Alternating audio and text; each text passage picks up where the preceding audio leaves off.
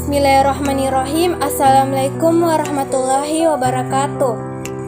Sebelumnya, terima kasih kepada Ibu Kartini Marsuki MSI selaku dosen pembimbing mata kuliah Pendidikan Keluarga dan Parenting. Perkenalkan, saya Nurul Syekinah HR sebagai moderator bersama teman-teman anggota kelompok saya yang beranggotakan 11 orang, yaitu Agung Anugrah Pratama, Serli Melsandi Putri, Hikmayanti, Firdaus, Parawansa, Syarif Hidayatullah, Reski Mei, Monalisa Putri, Destri, dan Muhisbar.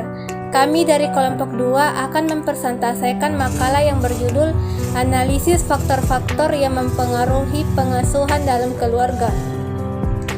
Baik, langsung saja inilah pemaparan materi-materi dari kelompok kami. Pengertian pola asuh orang tua. Pola asuh terdiri dari dua kata, yaitu pola dan asuh. Menurut Kamus Besar Bahasa Indonesia 2008-1088 bahwa pola adalah model, sistem atau cara kerja, sedangkan asuh adalah menjaga, merawat, mendidik, membimbing, membantu, melatih, dan sebagainya. Bismillahirrahmanirrahim. Assalamualaikum warahmatullahi wabarakatuh. Adapun bagian selanjutnya yaitu menurut para ahli Kasimin menyebutkan bahwa pola asuh sendiri memiliki definisi bagaimana orang tua memperlakukan anak, mendidik, membimbing, dan disiplin serta melindungi anak dalam mencapai proses kedewasaan hingga kepada upaya pembentukan norma-norma yang diharapkan oleh masyarakat pada umumnya. Sekian. Baik, saya lanjutkan. Menurut Toha menyebutkan bahwa pola asuh orang tua adalah merupakan suatu cara terbaiknya yang dapat ditempuh orang tua dalam mendidik anak sebagai perwujudan dari rasa tanggung jawab kepada anak. Sekian dari saya. Sedangkan menurut Khon dalam Toha 1996 dan 110 mengemukakan pola asuh merupakan sikap orang tua dalam berhubungan dengan anaknya. Sikap ini dapat dilihat dan berbagai segi, di antaranya lain dari cara orang tua memberikan pengaturan kepada anak, cara memberikan hadiah dan hukuman, cara orang tua menunjukkan otoritas, dan cara orang tua memberikan perhatian, tanggapan terhadap keinginan anak. Selanjutnya yaitu jenis-jenis pola asuhan. Yang pertama, demokratis, artinya pola asuhan yang memprioritaskan kepentingan anak akan tetapi tidak ragu dalam mengendalikan mereka. Yang kedua, otoriter. Pola asuh ini sebaliknya cenderung menetapkan standar yang mutlak harus dituruti, biasanya dibarengi dengan ancaman. Misalnya, kalau tidak makan maka akan diajak bicara.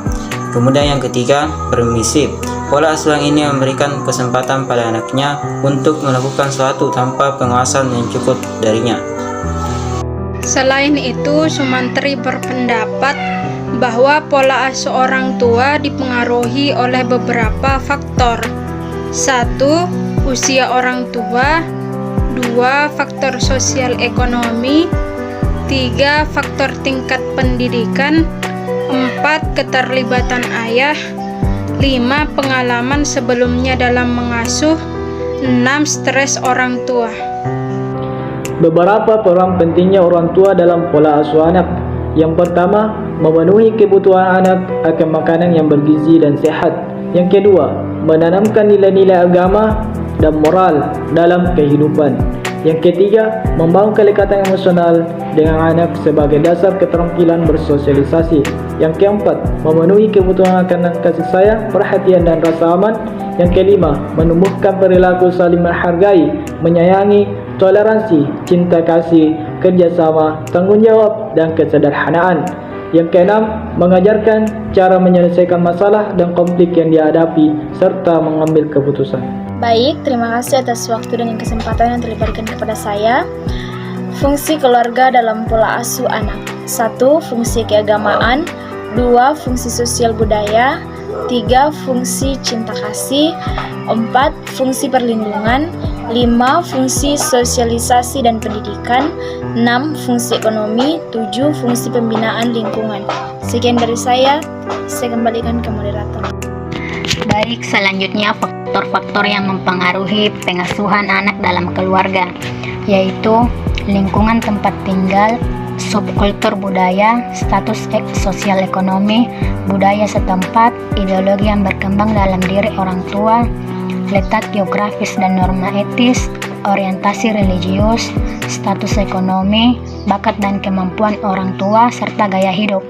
Adapun faktor-faktor yang mempengaruhi pola asuh orang tua yaitu adanya hal-hal yang bersifat eksternal seperti lingkungan tempat tinggal, budaya setempat, letak geografis, norma etis dan status ekonomi, serta hal yang bersifat internal seperti ideologi yang berkembang dalam diri orang tua, bakat dan kemampuan orang tua, orientasi religius, serta gaya hidup.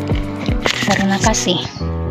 Dapat disimpulkan bahwa faktor yang mempengaruhi prestasi belajar siswa adalah faktor eksternal atau dari luar siswa, antara lain keluarga yang di dalamnya mencakup pola asuh orang tua atau cara mendidik yang diterapkan dalam mendidik anak di rumah.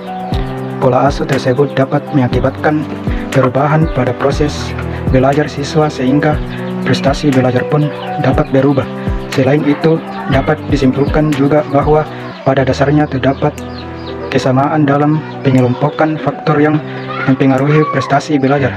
Secara garis besar, faktor tersebut dapat digolongkan menjadi dua, yaitu faktor dari dalam dari siswa atau internal dan faktor dari luar siswa atau eksternal. Kemudian yaitu saran. Dapat kita lihat bahwa banyak sekali pola asuh orang tua terhadap anaknya yang berbeda-beda. Dalam pengasuhan anak di dalam keluarga, orang tua sangat berperan besar dalam pengasuhan orang tua. Orang tua tidak hanya memberikan nafkah terhadap anaknya, tetapi juga seharusnya orang tua itu bisa mendidik, membimbing, mengawasi, mengarahkan, dan masih banyak lagi. Bagi yang harus dilakukan orang tua, maka dari itu sebagai orang tua haruslah bisa menerapkan pola asuh yang baik untuk anak-anaknya, agar akhir kelak anak-anaknya tersebut akan menjadi anak yang berguna. Sekian. Baik, itulah tadi persentase dari kelompok kami. Kurang lebihnya mohon dimaafkan. Wabillahi taufiq wal hidayah. Assalamualaikum warahmatullahi wabarakatuh.